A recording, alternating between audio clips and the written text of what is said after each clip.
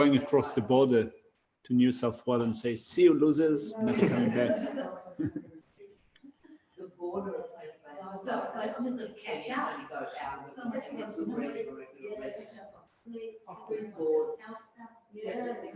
So is there any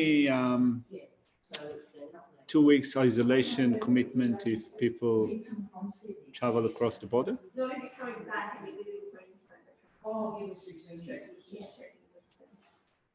He's in Sydney, he's just come back. I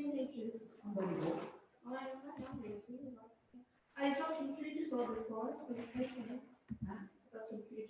car. All right, it's 3 o'clock. Yeah, I think it's time to do some holy prayers. Let's do Heart Sutra. Heart Sutra. Sounds like a good idea. For some reason, I have lost the BP prayer book. You've lost it. You've lost the plot. Anyway, it's about to be on the screen. Yeah.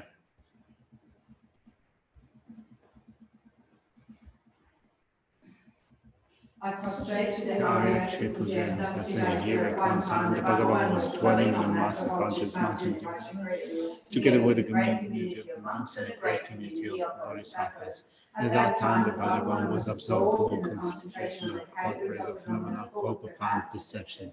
Also at that time, the Bodhisattva Sattva, Arya, Avalokitesvara, looked upon a very practice of the profound perfection of wisdom, and those five aggregates also as empty of inherent nature. Then, through the power Of the Bodhisattva Shariputra said this to the Bodhisattva Sattva, Arya, Avalokitesvara. How should any son of the lineage train who wishes to practice the activity of the profound perfection of wisdom? He said that, and the Bodhisattva Sattva, Arya, Avalokitesvara said this to the Venerable Shariputra. Shariputra, any son of the lineage or daughter of the lineage who wishes to practice the activity of the profound perfection of wisdom, unlike this, correctly and repeatedly beholding those five aggregates also as empty of form. Form is empty, emptiness is form, emptiness is not other than form, form is also other than emptiness. While feeling discrimination, composition of factors and consciousness are empty. As all phenomena are emptiness without characteristics. unproduced, unceased. Stainless, not without stains, not deficient, not fulfilled. Shariputra, therefore, in emptiness there is no form, no feeling, no discrimination, no composition of practice, no consciousness, no eye, no ear, no nose, no tongue, no body, no mind, no visual form, no sound, no odor, no taste, no object of touch, and no phenomenon. There is no I element and so on, not to including no mind element and no mental consciousness element. There is no ignorance, no extinction of ignorance, and so on, not to including no aging and death, no extinction of aging and death. Similarly, there is no suffering, origination, cessation, and path. Result of wisdom, no attainment, and also no non-attainment. Shariputra, therefore, because there is no attainment, Bodhisattva is divine and dwell in perfection of wisdom.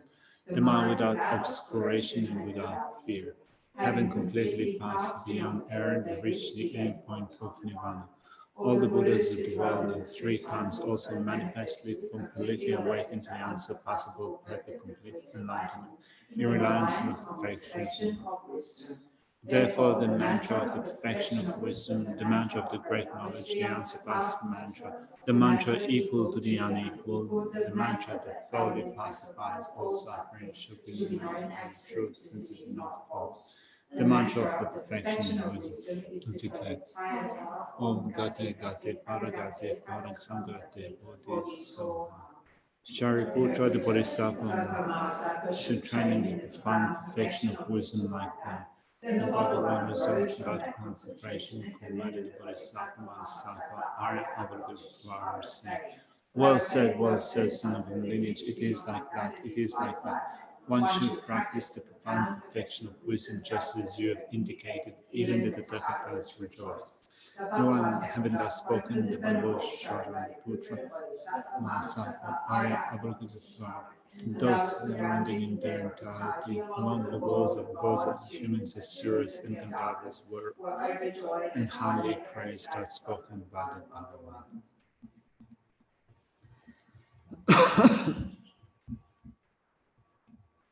Chodan Sogi Chonamba, Chanchu Badu Dani Kyasuchi, Dagi Chishingi Besonangi, Dola Panche Sange Dopasho. Chodan Sogi Chonamba, Chanchu Badu Dani Kyasuchi, Dagi Chishingi Besonangi, Dola Panche Sange Dopasho. Chodan Sogi Chonamba, Chanchu Badu Dani Kyasuchi, Dagi Chishingi Besonangi. Dola Benchi Sangedo Pasho. All right, good week, everyone. Good. Do you say good week in English? It sounds a bit weird. Good week. Good weekend, yeah. Good news week. Good news. Good God. Good God. Good glory.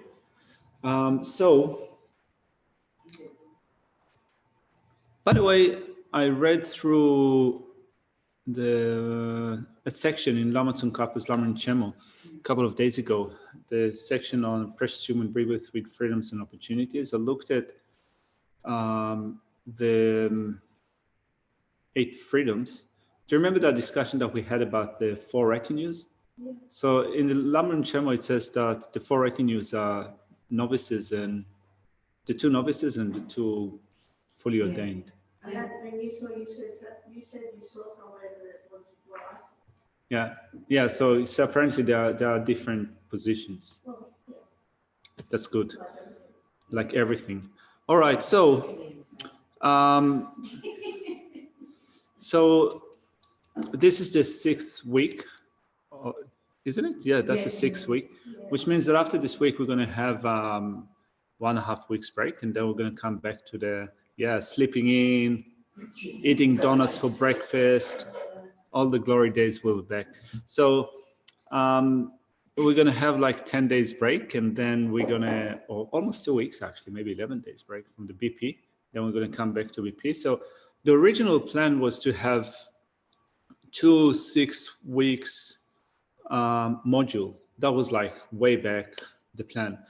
But then a while ago, we're having a discussion with Geshe Sultrim, and Geshe Sultrim was like, why do we have to limit it to just 2 modules? Why do we have to rush through it? We can just take it easy and study this material. So I had a conversation with Kathy Victor earlier on, and we said, well, since now, all the cards were basically thrown up in the air with the coronavirus, and we're still yet to see how they're going to land down.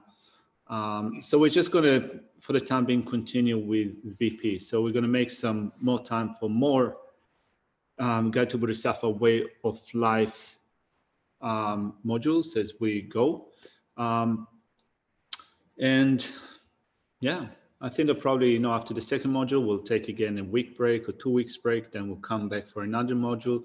I think that probably we'll be able to squeeze in even another module, shorter or just a 6 week standard. So I think that it's actually quite nice to take it easy and not feeling that we have to rush through it. I think that before I've done this module, I think 3 times as a BP thing. And as I said before, there were sessions that Geshe Steering covered like 40 verses or 20 verses, 30 verses in a session. And I was going crazy. I thought that, kind of, I couldn't contain everything. So this time around, it's like the exact opposite. I think that we've covered like, there were sessions that we've covered a verse or 2. So it's actually quite nice, I feel, to be able to take it easy. So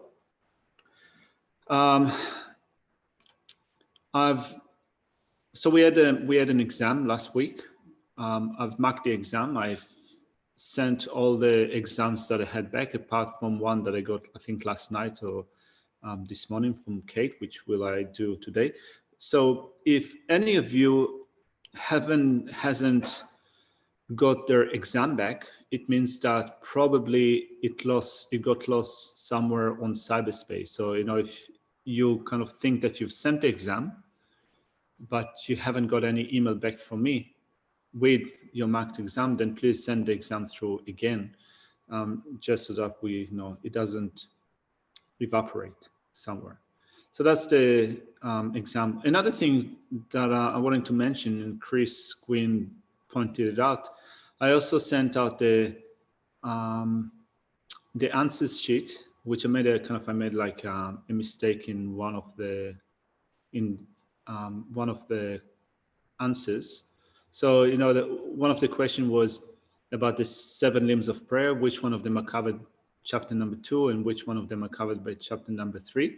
And in the answer, I spoke about chapter number 3 and chapter number 4 instead of chapter number 2 and chapter number 3. So I corrected it. Now, although the exam sheets the answer sheets were sent to all of you with a mistake, I corrected it and uploaded it to a Dropbox. So if you want to have just the most recent version with a correction, just go on Dropbox and download the whole shebang. So that's with respect to the exam. Now, what I wanted to do today was to cover maybe 1 or 2 additional downfalls from the 18 root Bodhisattva downfalls. So that's one thing on the menu for today. Another thing is to look at the refuge. So we spoke about causal refuges, resultant refuges. We have refuge in general, but also today we mentioned the Mahayana refuge. So I wanted to speak more about that, and then to just maybe have some discussion about the difference between downfalls, negativities, and so forth. So there's quite a lot on the plate. First thing first, let's do a couple of downfalls, or at least cover them, not do them, but cover them. Yeah. So, but before we do that, actually, I'm wondering, have you got any questions, people at home? And if you got any questions? All right, no. When I'm saying, have you got any questions, kind of in my mind, I have Chris Quinn. Have you got any question? Actually, All right, yeah, you have a question, sorry. Just in relation to the 18 downfall, Mm-hmm. is there a particular set that you want us to remember, like the version that you want us to do? Because I noticed there are just so many, and the wording, Yeah. you're trying to remember which is the one that we're going to be really you rely on. So in the FPMT prayer book, there is the 6-session Guru Yoga with a list of 18 root downfalls. And I think that this is also page 401. Thank you very much, in the Golden Book. I think that probably there are some of you at home that are likely not to have the prayer book. So we'll try to scan that page and to send it through. I think that also, or maybe we have an FPMT PDF file with it. Yeah, so we have it. So we'll send you through that page. I think that it creates, it's a short version of the 18 root downfalls. So it's, I think, easier to remember. Praising myself and believing others, not sharing my worth on the Dharma and so forth. So refusing to accept. So before people want to download the FPMDT prayer book, they can go to the foundation shop and download it there as an ebook. All right, so they can go to. If you just want the Bodhisattva version, you can download that. All right. Yeah. So if people download the Golden Prayer Book, is it like a free download, or is it a paid? Not a prayer book. But it's not that much either. Yeah. It's Yeah, just like a couple of hundreds. 995. Now I'm just checking. 900, 10 bucks. All right. A blue prayer book, is that all right? It'll be the same in there. Yeah. The blue retreat one. The Yeah, blue. I bought it down up at Chanresic about a couple of years ago. It seems to have all the prayers in it that the yellow one has. Yeah, same version of the vows. Cool. Yeah, it's good to have a copy. That's good. Another thing that I did was I remember to upload the advice on the Bodhisattva vow to the Dropbox, so you can also find it on the Dropbox. I think that Dallas also sent through a very nice commentary on that. So it's also on the Dropbox, I think. So Oh, that children. Yeah. Yeah, I've been reading that. yeah, so thank you very much, Dennis. So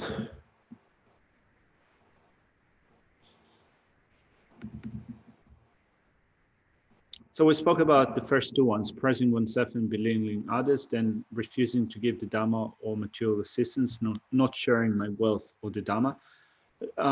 Keep in mind that they're all involved with afflictions, right? You know, there would be, I think, situations where it would be,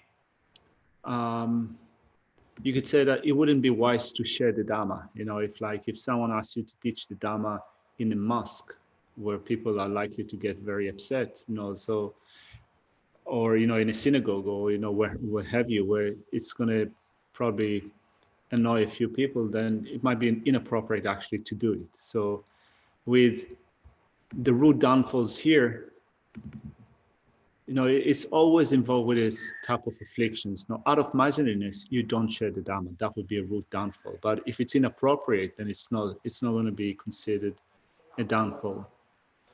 So then the third one says, when someone requests your patience and harmoniously apologizes means that they're trying to come to you, you know, trying to come to terms with you, you know, seeing eye to eye, being compatible with you. If you do not listen but show anger through your gestures and speech, it is a rude downfall of lashing out at another without listening, even though they have apologized. There are two rude downfalls, lashing out and not accepting an apology. I think that this is quite straightforward, right? There's not a lot of, I think, room for doubts and so forth. It's pretty hard to accept the apology of others when, you know, when you're already angry, right? When you're angry, when you resent another person, it's hard to accept the apology. But here, if you refuse to do that and you refuse to be harmonious with another, it is a rude downfall. You know, so I think that it's easy to understand. It's difficult to put into practice, particularly for, I think, generally for people like me who kind of tend to still bear a grudge after some time. You know, it's hard to, you know, it's hard to avoid that. I think that, you know, that also you might wonder, Kerry, I'll be with you in a second. You might also wonder, what about accepting an apology or not lashing out, you know, saying that, okay, everything is sorted, you know, story is finished, but in your heart, you're still being resentful. Can you still dislike that person, still think that if I get a chance to get back at that person, I'll do that by any means, you know? So of course, that's a negative state of mind. That's an afflictive state of mind. That's resentment, right? It's a non-virtuous state of mind.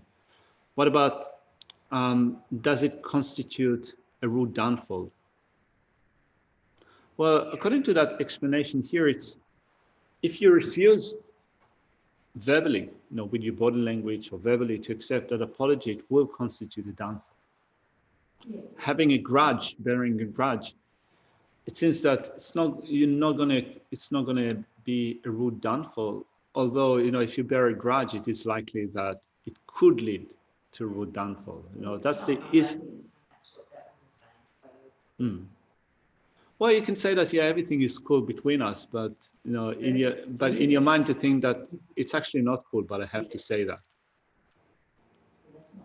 You fake it till you make it. Yeah, you fake it till you make it. Yeah, I think that the point is quite clear. Kind of you, it's in that sense. It seems that kind of here it's taken to be quite verbally. You know, you refuse to forgive someone or to be harmonious with them, even if they ask you to do that. That would be a rude downfall. I think in a great scheme of things, when you think about a Bodhisattva conduct in the Mahayana mind frame, where you're supposed to be caring for all sentient beings without exception, if you still hold on to that sense of grudge and you refuse to accept apology, even though someone is trying to kind of make it better with you, even if they wronged you.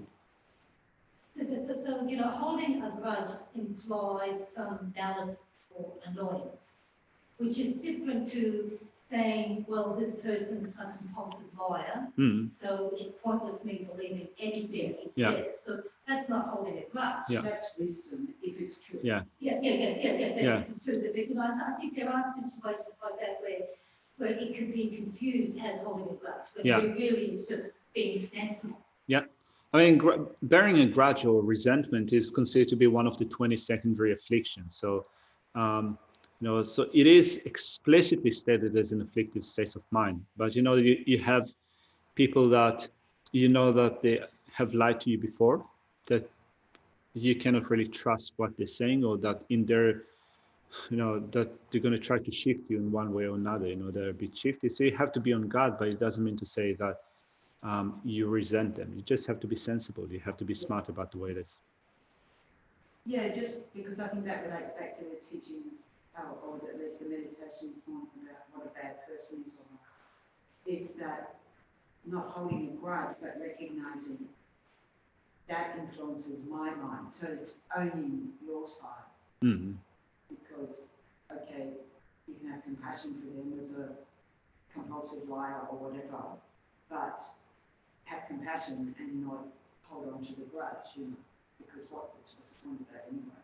Yeah. It's coming from your side, not from their side. So anything like that, you're hurting yourself more than anyone. Mm-hmm. Not necessarily, they don't care. It's more your own mind that is. Kerry?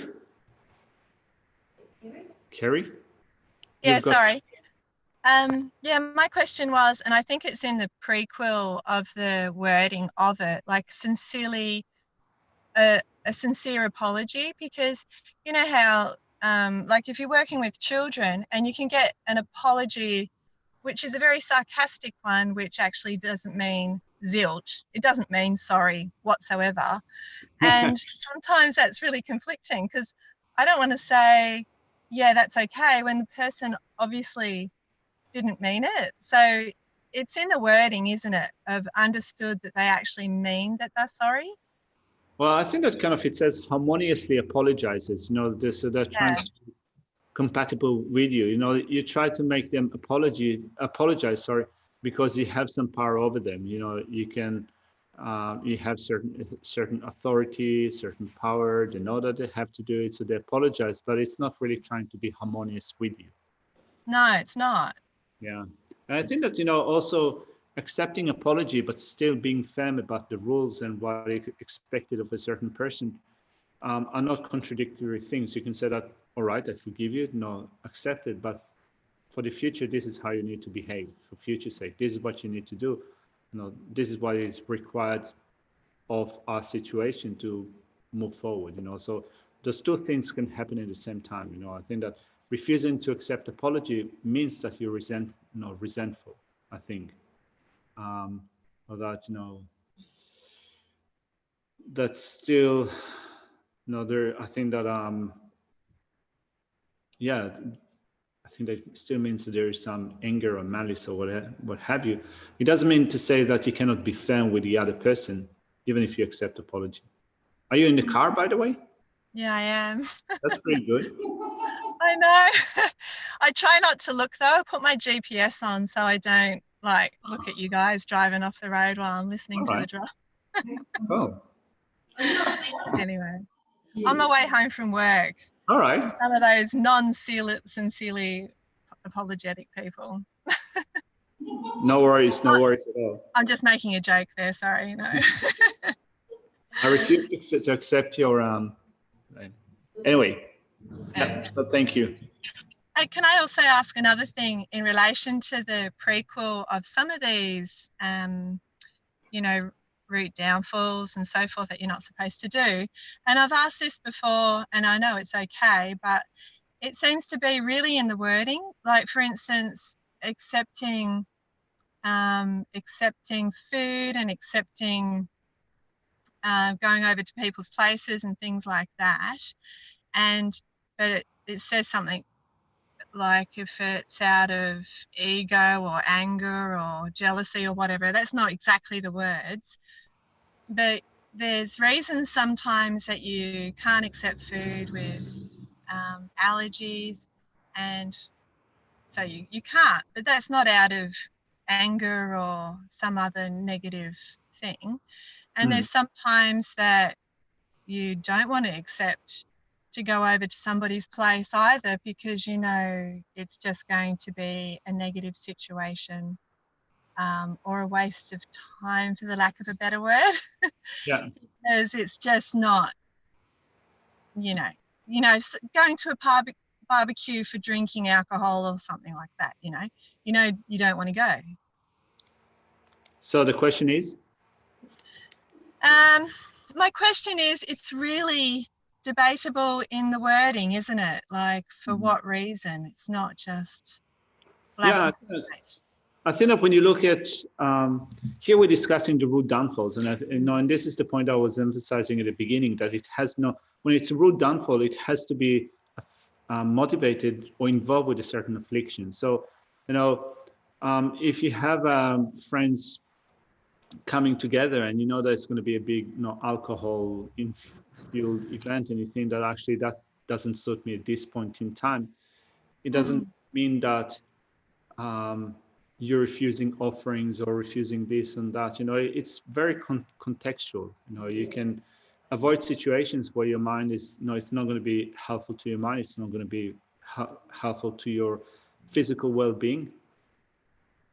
So if it's not involved with the afflictions, I think that it's all right. And also you can also make the situation work, in a sense that I think that sometimes when you explain it in a way that is straightforward,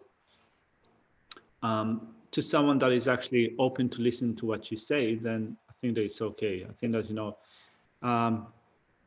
with me being a monk now, whenever I go home and I hang out with friends that I know for like 30 years, 40 years, or what have you, then if I say that actually I don't think that I can come, it doesn't really suit me or my lifestyle, it's totally okay. It's like if I just say it like that in a straightforward way, yeah, everyone gets it.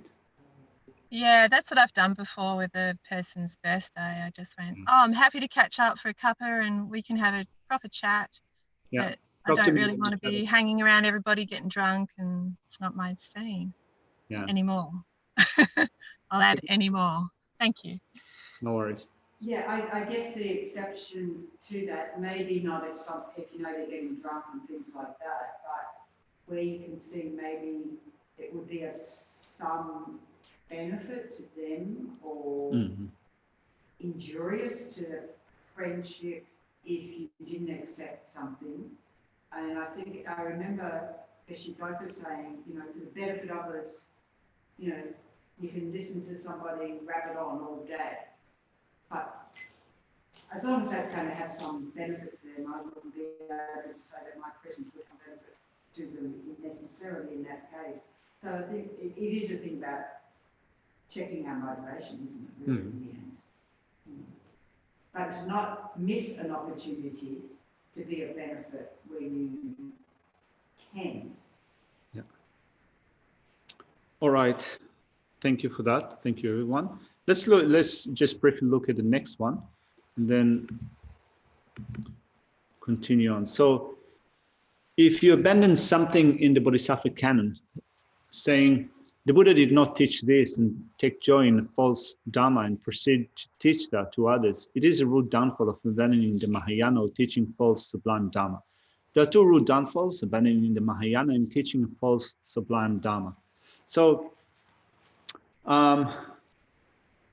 as it says here in the comments at the bottom of the page, doubting and denying the Mahayana. So, I think that abandoning the Mahayana or teaching false sublime Dharma,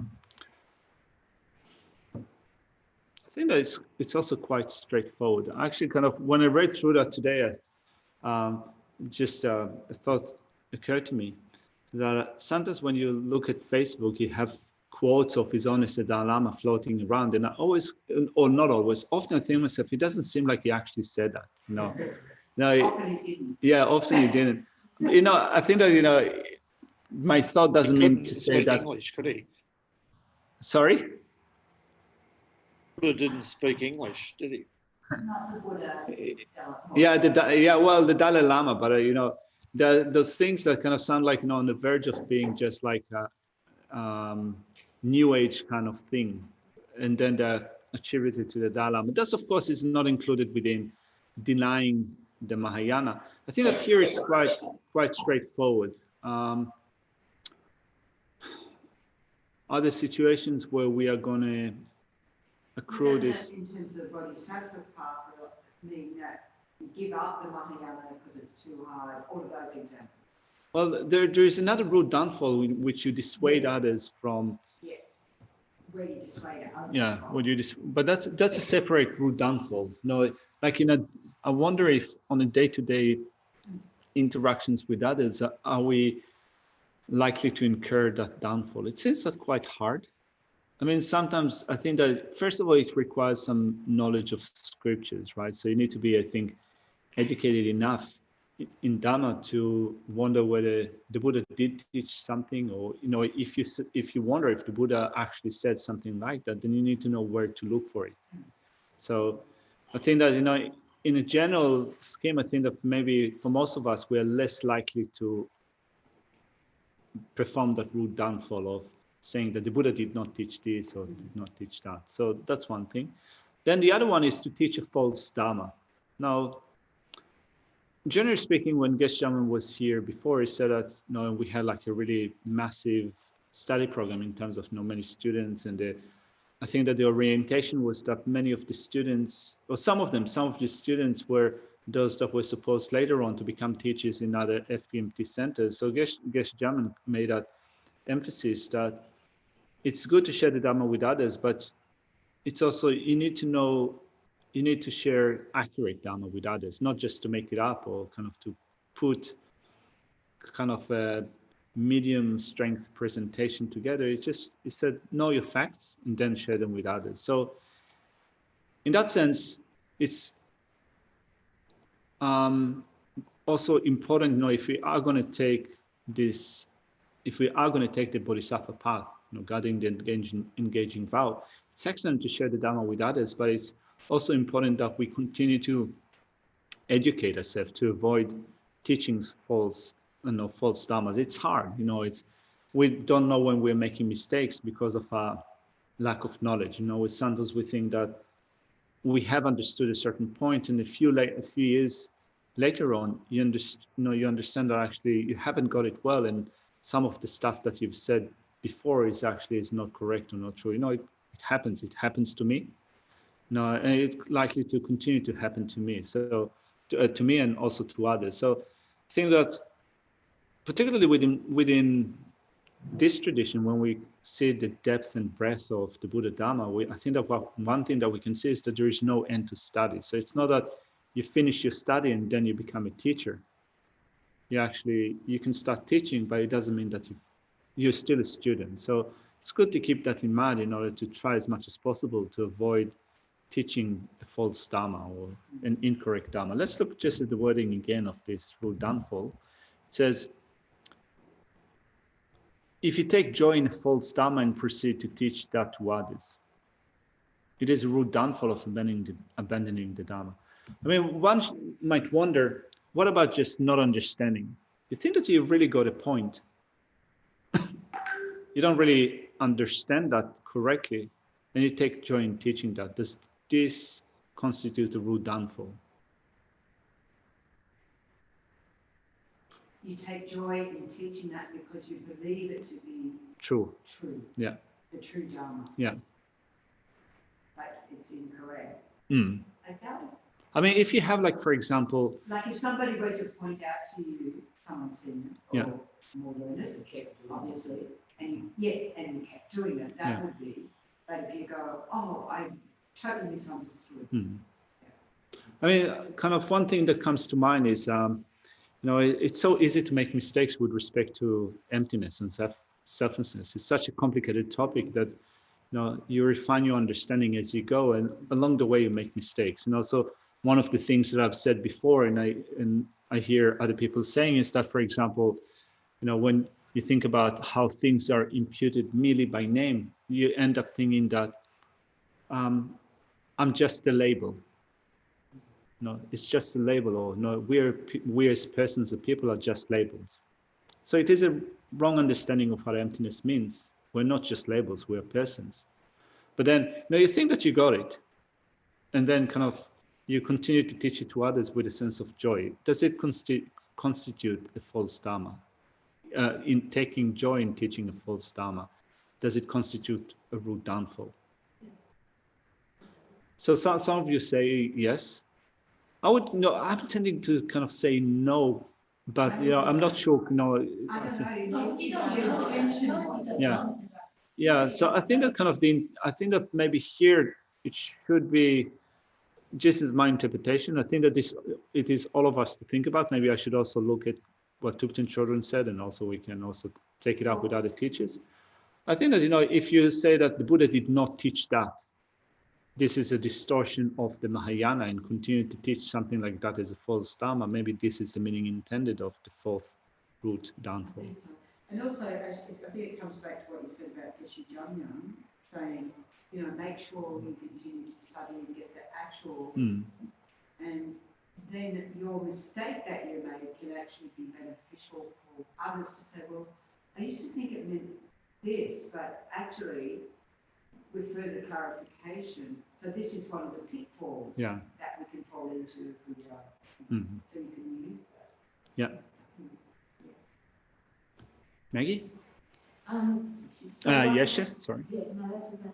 So with the Bodhisattva PDF in the FPMT, that have an extensive description. So for that particular point in there, they use the words abandoning the Mahayana teachings by saying that some parts of the teachings are not teachings of the Buddha and propounding your own fabricated version. Okay. So that's pretty much you're making it up yourself. Yeah, it's making it up. That's the downfall. It's not so much. So I'll just repeat it for the sake of people that might not have had it correctly. So in the FPMT edition that has some kind of more extended version of that, is that you deny some parts of the Mahayana teaching taught by the Buddha, and then instead of that, you propound something by yourself. It's like your own made-up Dharma. Yeah, I mean, this is actually quite fascinating, because I think that there's a greater danger for that to happen. Like when you look at, for example, teaching on mindfulness now, it is such a common, popular topic. You have mindfulness in business and ethical business with karma and so forth. All of that is good. It's not to say that it's not good, but if you present it like that, you have to really be careful in the way that you present it, to make sure that if you present something like that, you can say that this is my own understanding of what the Buddha said, and I'm interpreting in this way, in a way that you can work it out with your business life. But the Buddha did not teach how to conduct business in the way that mindfulness is promoted now in business world. We have a couple of people here, so Tupten. I was just wondering, not about the teachings of the Buddha, but about teachings that we're given by other people, say in this prayer book, like a prayer for the beginning, middle, and end, where it actually is like sexist about becoming a monk, and like once a monk and that kind of stuff. We're supposed to say this, whether that comes into it, whether we're actually shouldn't say, shouldn't feel funny about saying, once a nun. Once ordained. You can say once ordained, but like it's like the books that are prepared for us and stuff like that. And like these are like masters. Like did they come down like this, and is it like, is women can't do certain things, or is it like the person who translated it?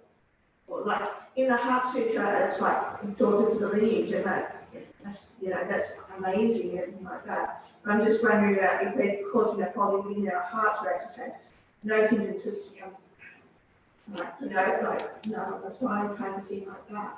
Well, I think that first of all, I think that within the root downfalls, it doesn't refer to masters that are other than the Buddha. So if you deny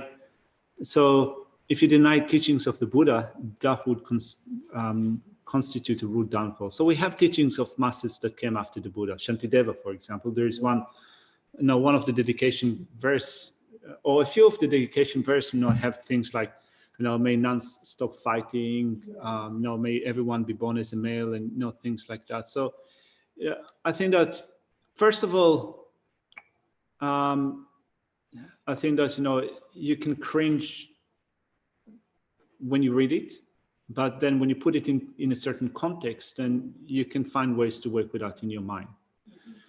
And the same thing also with respect to Lama Tsongkhapa. But I think that also, if you change prayers like that to make it work for your particular situation, I think that maybe sometimes it's okay, and sometimes you have to be careful. I think that if you read through Lama Tsongkhapa's prayer and you think that, may I be a nun in my future life, I think that it's okay. But if you ask another Tibetan master, they might be really conservative and say no. So that's, I think, debatable. Also, also in the practicing Guru devotion with the 9 attitudes, Lama Zopa particularly makes the point of why sun is mentioned there. And again, it's got a contextual thing about who had the power. And then you think, and then I won't say that because that's my commentary. But it's like Rinpoche saying, people have asked me to make it child or whatever, but he said it doesn't actually carry the essence of what this is about in that particular instance. So in that instance, it would be wrong, therefore, to say child or something else, because Lama Zopa has been given clearly that rationale for why it is that. So I think in other, as you said, in other instances, and also I think that when you read a certain prayer yourself, then you can, I think, with knowledge, if you have the ability to put it in a certain context, once you're informed, then you can change it to work for your own situation. But I think that when you work with a certain translation, if you translate a text and you make it available to others, on a personal level, I wouldn't feel like I have the authority to change a text, to translate it in a way that is different to the origin. Yeah. No, maybe you can do it with a footnote saying that just making it known to others that's you put a spin on the translation. And by the way, with the Heart Sutra, actually in the Heart Sutra itself, the Buddha said sons of the lineage and daughters of the lineage. So it's not an addition of the translator. This is actually what the sutra itself says. Can I just mention one other example that the refuge books that we used to have, like the red covered ones, those who remember that one, where it said the sexual misconduct was using the wrong orifice. And so a lot of gay people coming up and saying the Buddha was homophobic, blah, blah, blah, blah, blah, blah. Lama Zopa said, oh, well, if that's a problem, just delete that. It doesn't mean that, because when it didn't mean those words, but I was advised to just research, and I think that's useful too. Why were those words used? And at the time of the Buddha, the context of the time, which is maybe not so different today, but the context, it was about women being anally raped. So this was what it was a no-no, right? So it didn't mean consenting adults can't have sex together, whatever orifice they use. So we have to also, I think, look at what's the historical context for that and research that, not just from our own reaction, but research. Yeah, I mean, and it's just it's just interesting here. I'm reading Tupten Children's her take on this actual vow, and basically, I mean, that's the sort of thing she's saying is you've got to look at the context of why it came about in the first place. Because initially, there was the Theravadan way of thinking and the Vinaya basket, and that was well and truly written down, and the Buddha did say that, and he wrote it down and everything like it, as opposed to the Vajrayana, which there's nothing much written about that until about 1 BC. So, and they say that it was very much an oral tradition, handed from teacher to student, And it wasn't until that stage was it began to be written down. And when it did begin to be written down, the Theravada purists said, Buddha didn't say that. Yeah, I mean, actually, this is like when you speak to some people coming from a Hinayana country, some of them adamantly say that, what we do was not taught by the Buddha, So of course they would not hold the Bodhisattva vow, if they, so for them they wouldn't incur a root downfall, but yeah, it does have some historical context. It's interesting, can I just go on, is that apparently those teachings were held by the Nagas in the Nagalands. And that's why Nagarjuna is called Nagarjuna, because he went to the Nagaland and brought them back and started writing about it. How cool is that? Yeah, it was the pre-COVID-19 phase where traveling was still allowed. Yeah. Anyway, let's do some Mahayana refuge. So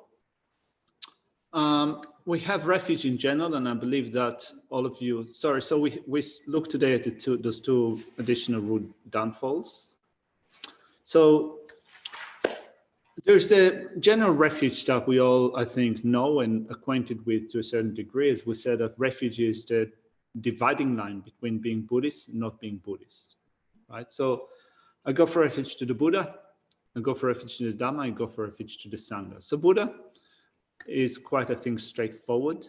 The Dhamma, we have, when we think of Dhamma as an object of refuge, the actual Dhamma are true paths and true cessations. There is something else that we call Dhamma. That's what we call a nominal Dhamma. There are books, Dhamma texts, teachings. Now we have also recording. So you can also say that that's also a nominal Dhamma refuge. But the actual one are true paths and true cessations. And the Sangha. So we have the nominal one, which are a community of at least four fully ordained, it says monks. I don't know about nuns, but I don't know. 4 fully ordained. That's just 4 fully ordained. Then we have, but the actual Sangha member is an Arya being, which means that someone that has perceptually realized emptiness. If someone that has perceptually realized emptiness, there might be a man or a woman, a layperson, a nun or a monk. If they have realized emptiness perceptually, it's only a single person. They are an actual Sangha jewel, in a sense that we said that a Sangha jewel is someone that helps you, assists you. They show you kind of they give you pointers with respect to what you need to do in your practice, to teach you different things. So for you, this is an actual Sangha jewel. So this is a general presentation of refuge. Then you have going for refuge in a Mahayana way. So whenever you take upon yourself the Bodhisattva vow, the idea is that you need to do it on the basis of a Mahayana refuge.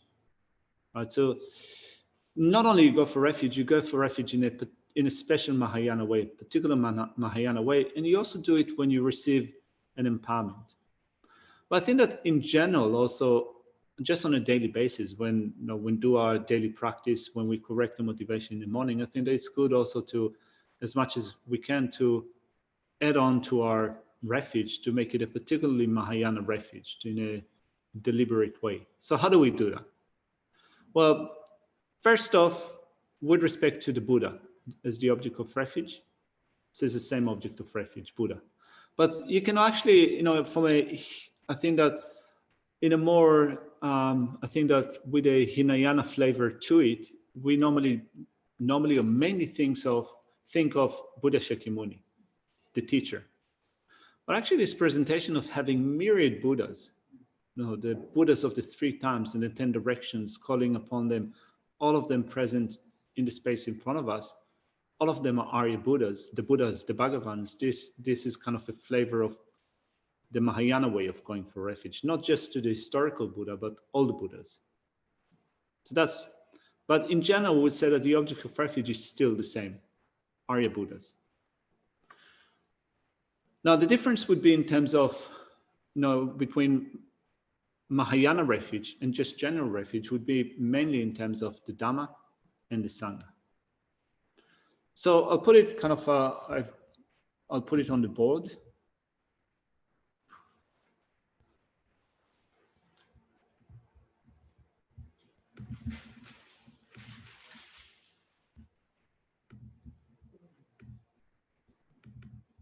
All right.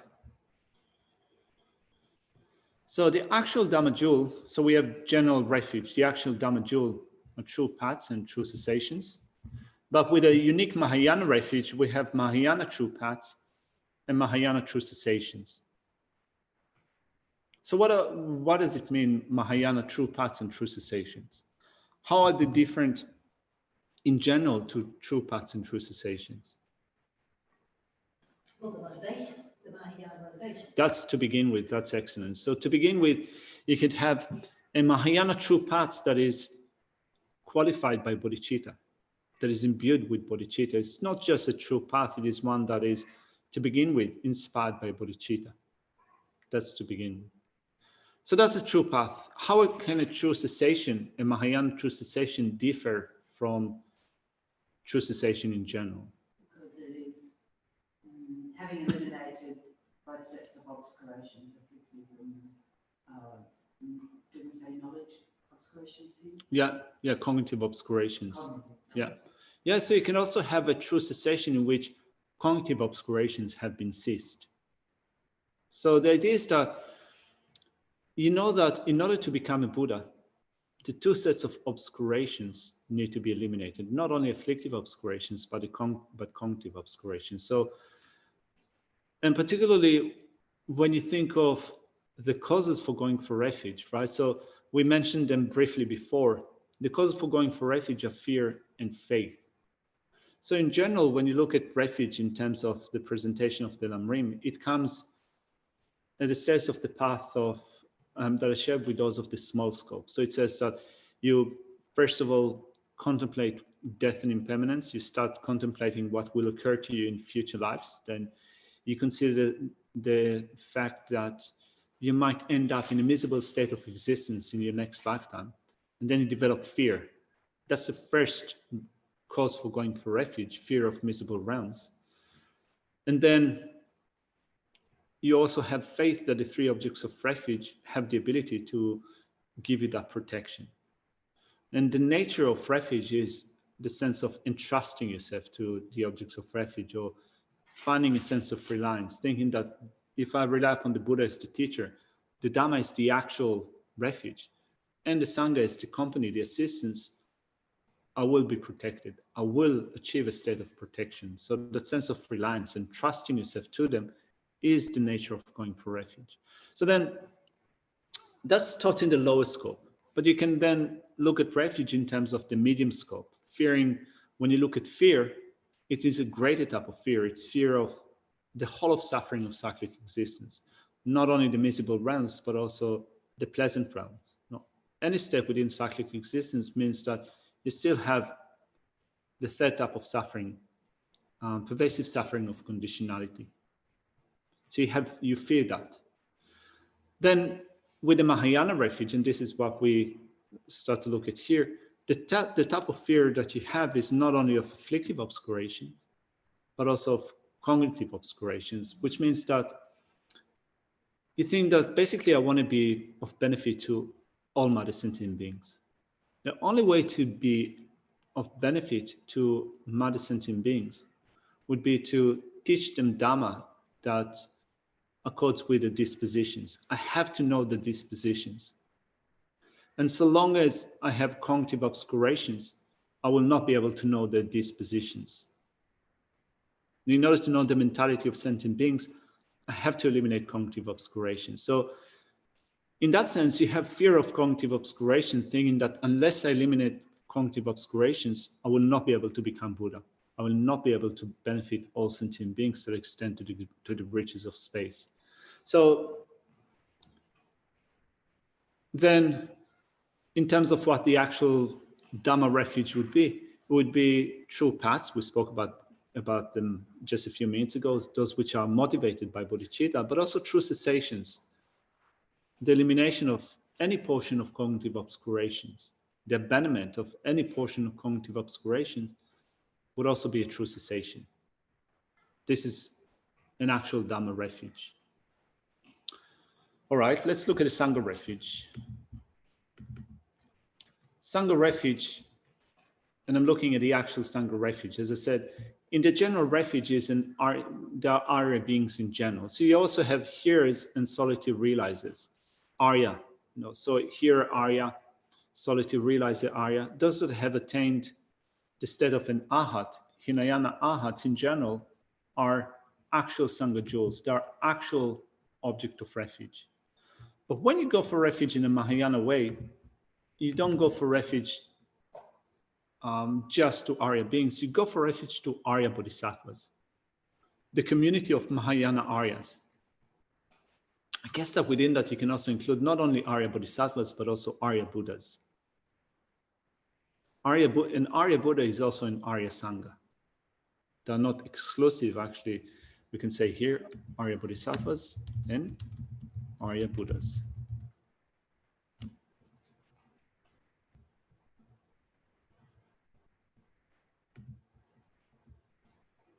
So the spiritual community is not the part of the, like us. No, that's Arya. Unless you're at Arya.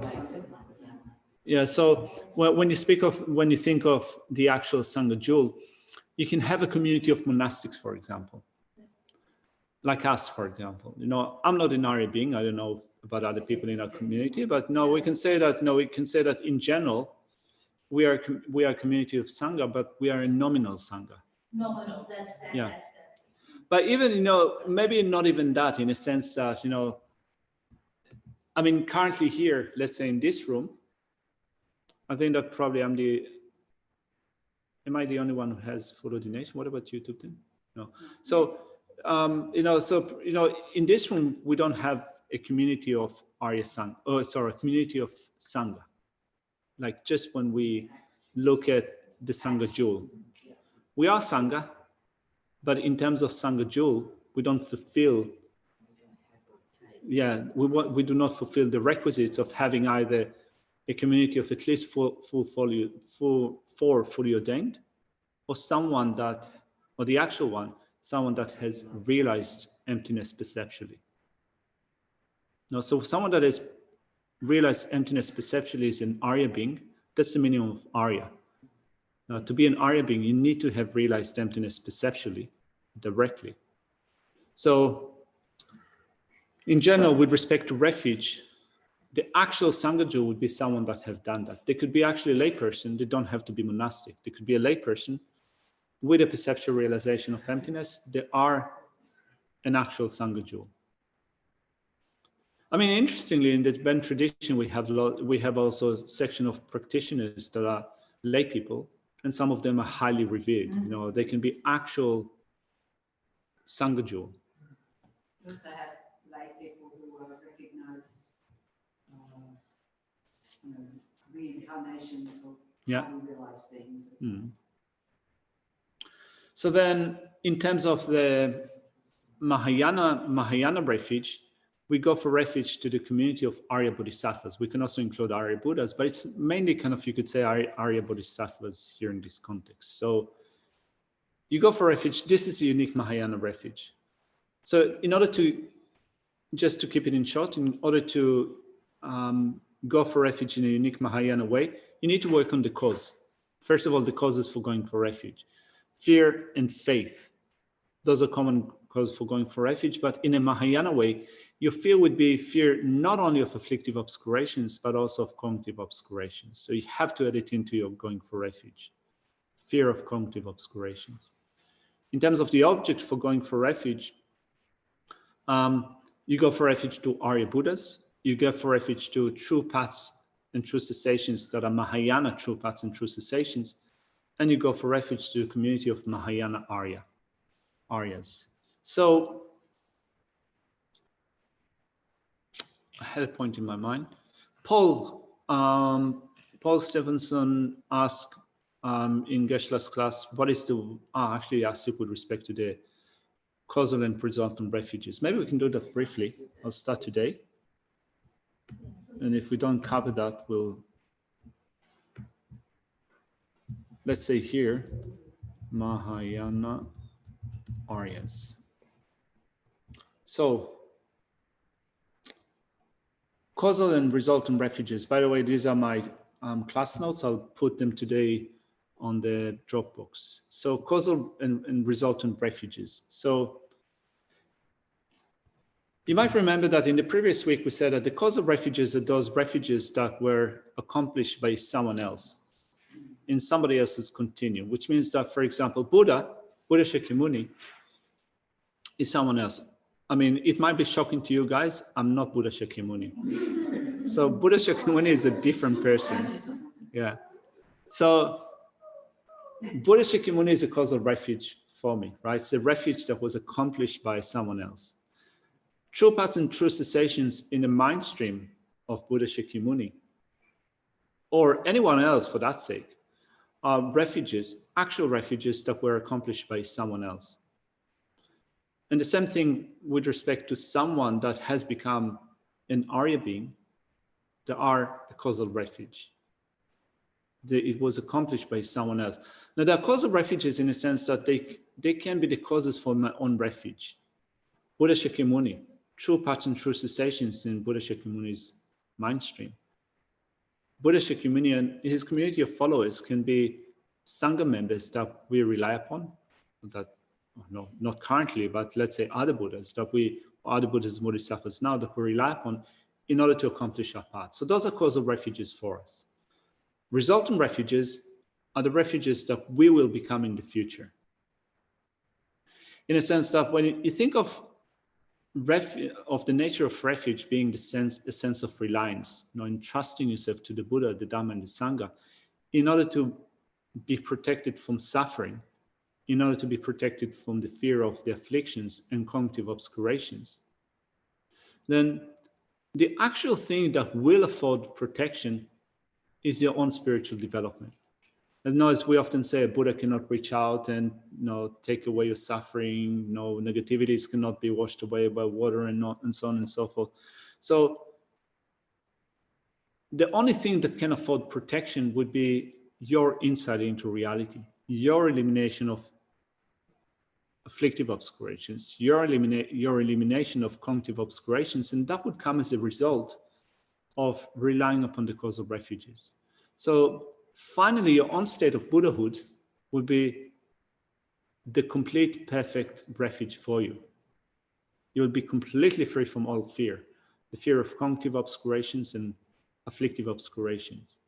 So relying upon that object of refuge means that you know that for you, your final object of attainment, the state in which you will have completely finished your goal, completed the goal would be your own accomplishment of Buddha.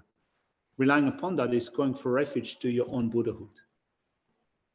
Then similarly, the resultant Dhamma refuge. So you know that you will develop at some point in time, first of all, a true path. You will become an Arya Bodhisattva in the future that will have just entered the Mahayana path of seeing. You have just realized emptiness perceptually as a Bodhisattva for the first time. At this point in time, you have a resultant Dhamma refuge in your mind. And you also, at this point in time, you became an actual jewel, a Sangha jewel. That's a resultant refuge for you. So you become a resultant Sangha refuge. You have a resultant Dhamma refuge in your mind stream. And the next moment, you will enact a true path, a true cessation, right? After true paths, the first moment you have a true path, you're abandoning something. The next moment is that it has been abandoned completely. You've locked it, you've closed the door and locked it. Whatever obscurations there were, they can never arise again. You have attained a true cessation. So that's also an actual Dhamma jewel for you. That's a resultant Dhamma jewel for you, which means that you have accomplished you have abandoned something, it will never arise again. You're free from that particular type of fear. That's your resultant refuge. So knowing that you will attain that in the future, and also relying upon that and taking that as your goal, not losing sight of it, is going for refuge to your resultant Dhamma refuges in your own continuum, in your own line stream. And why is it possible? Because we have Buddha nature. But our time is up, so I don't want to be... I'm so confused now. Really? To think about. It will be on the... So first of all, I'll put it on the Dropbox and we'll revisit that tomorrow, just to add some more to your confusion. Well, that makes causal and resultant. It reminds me of the same confusion I had between the two aspirations. Which were what was the first one and the second one? The causal aspiration and the accompanying... Causal and the accommodating. Yeah. The accompanying. Cognitive and afflictive obscurations. Yeah. Well, you know, actually, you know, we had that wonderful empowerment with His Holiness the Dalai Lama during the weekend. And I know, you know, one thing that I noticed when His Holiness was giving teachings was that, you know, he was using the terms that we've been learning in the last few weeks. So, and this is what I meant when I said that, no, we received teaching from His Holiness, and maybe, you know, many times things kind of just go under the radar because it says stuff that we don't really understand. And we're not aware of not understanding that. And then kind of you listen to what he says, and he always says that. And then suddenly you're hooked into that and you know exactly what he's talking about. You know. Yeah. Yeah. To us, you know, he mentioned explicitly the two aspirations. You know, so, yeah. Anyway, so let's talk about it tomorrow again. Otherwise, I might be kicked out. The door would be closed and then locked. Someone would drop the key. Throw the key. All right, where is it? There it is. All right.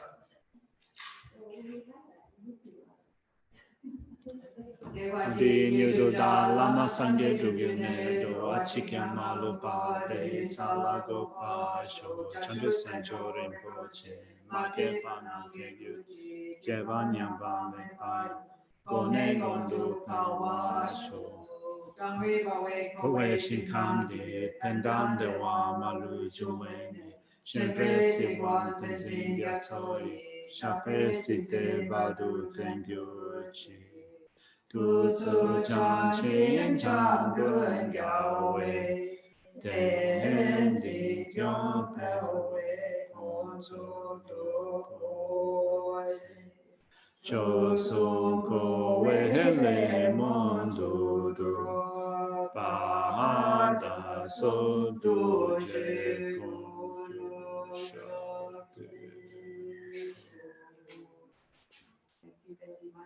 Thank you very much, people. See you tomorrow. Thank you very much, Jackie. Carson. See you tomorrow. Thank you. Awesome. Ta-da. Thank you. Thank you. Thank you. There's no flashing